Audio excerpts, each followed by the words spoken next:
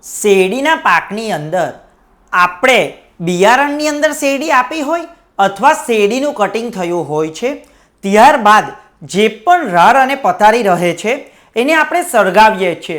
તો ખેડૂત મિત્રો, અહીં આ પ્લોટની અંદર અમે શેરડી બિયારણની અંદર કપાઈ હતી અને જે પણ રાર અને પથારી હતી એને સળગાવી ન હતી. અને આપ જોઈ શકો છો કે સુપર પાવડર જે સિંગલ સુપર ફોસ્ફેટ આવે છે એનો છંટકાવ કર્યો હતો સૂકી પથારીની ઉપર અને ત્યારબાદ પાણી આપી અને ભેજની અંદર કુમરી વરાપની અંદર અહીં અમે પાવર ટીલરનો ઉપયોગ કરીએ છીએ.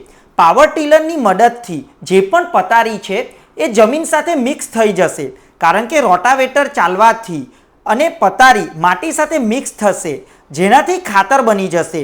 કારણ કે સિંગલ સુપર ફોસ્ફેટ પણ આપણે અહીં નાખ્યું છે, જેથી બધી પથારીનું ખાતર થઈ જશે.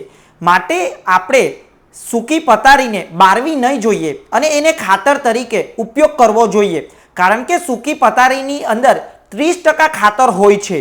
આપણે જે પણ ખાતર નાખીએ છીએ એ પથારીની અંદર જ જાય છે, માટે આપણે એને બારવી જોઈએ નહીં.